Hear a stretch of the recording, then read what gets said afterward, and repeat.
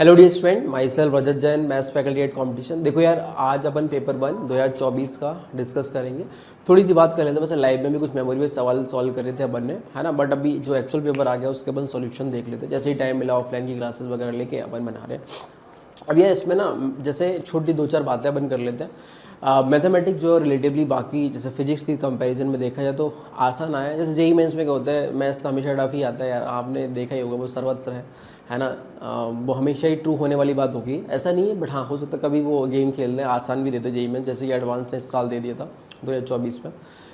तो मेरा कहने का मतलब एक छोटा 2-3 पॉइंट है, मैं बोल देता हूँ कि जो पेपर अटेम्प्टिंग है, मतलब कभी ऐसा ना सोचे कि यार मैथ्स तो टफ ही आता है तो मैं उसको आधा घंटा ही दूंगा, टाइम ही दूंगा। नहीं यार, उसको जो 1 घंटा आपको अलॉट करना है या सवा घंटा देते हो आप, है ना, बड़े प्यार से वो दें उसको, ठीक है।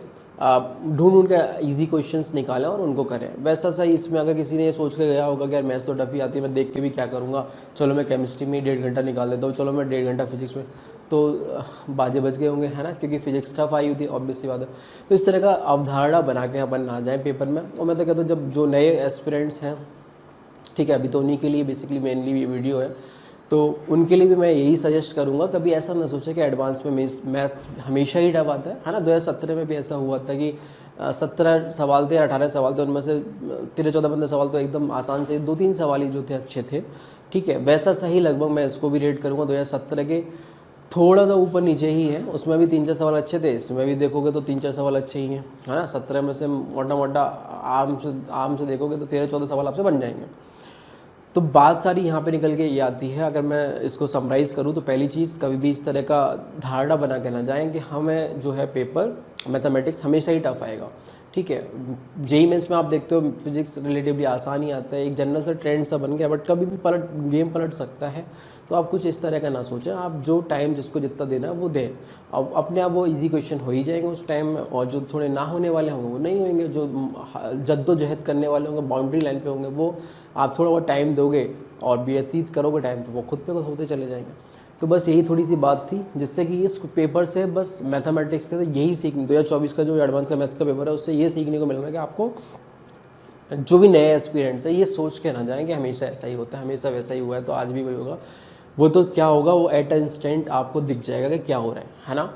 तो जैसे कि ये पहला सवाल है, मतलब कंटिन्यू ये दे रखा है, ये बहुत ही साधारण सा सवाल है, मेंस भी पूछने में आजकल शर्माता है, बट ठीक है कोई नहीं, है ना। जेई मेंस वाले बड़े आदमी हैं यार, है ना। तो अभी इस पर क्या करोगे, कुछ नहीं है ना। आप देखोगे टी टेंडिंग टू एक्स है, टी बराबर एक्स डालोगे तो 0/0 बनना है, लॉपिटल लग जाएगा बहुत ही साधारण तरीके से।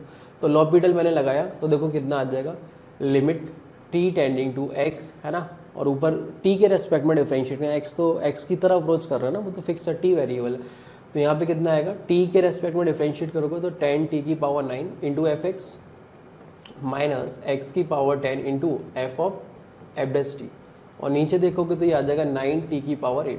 एक्स वाला तो कांस्टेंट है, उसको हटा दिया, जैसे इसका तो डिफरेंशियल 0 और ये एज अ कांस्टेंट पड़ा हुआ है, और इसकी फिर लिमिटिंग वैल्यू 1 ही आएगी, है ना। लॉपिटल लगाने से लिमिटिंग वैल्यू थोड़ी चेंज हो जाएगी, नहीं।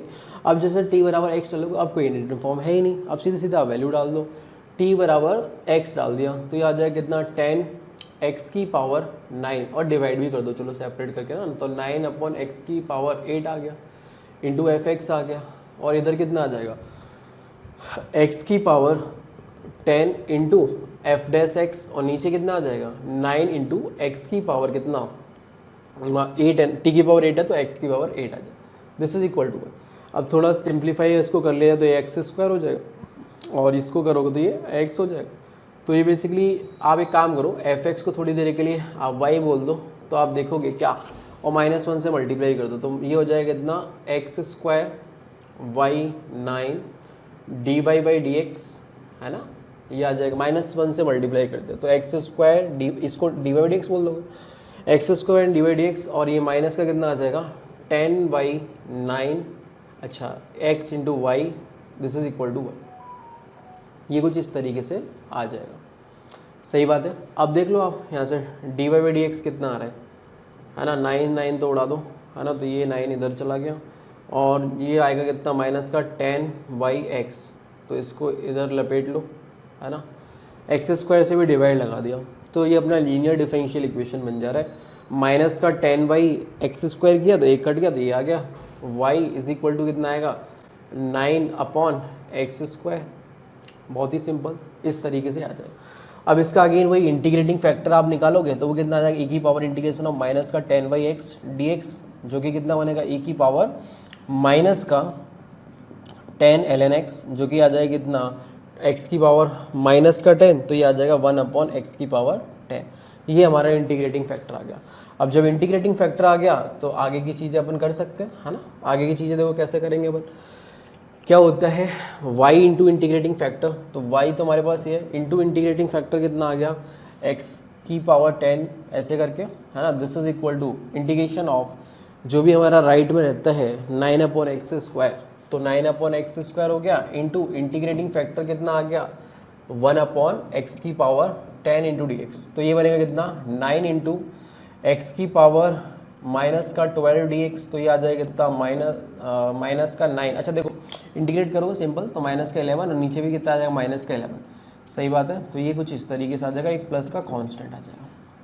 अरे ठीक है ना, इंटीग्रेशन ये आ जाएगा, है ना, माइनस का 11 डिवाइड कर ये, तो ये हमारे पास आ गया y अपॉन एक्स की पावर 10। अब मुझे देखो क्या बोला गया था, ये निकालने के लिए c वैल्यू निकालने के लिए दे रखा है f(1) की वैल्यू 2 है, तो f(1) के लिए मैंने यहाँ पे क्या किया, x बराबर 1 डालने पे y कितना आ जाएगा 2 आ जाएगा, x बराबर 1 डालने पे y कितना आ गया 2 आ गया, तो ये हो जाएगा 2 इज इक्वल टू माइनस का 9/11 प्लस c, तो यहाँ से देखो c की वैल्यू कितनी आ जाएगी 2 प्लस 9/11।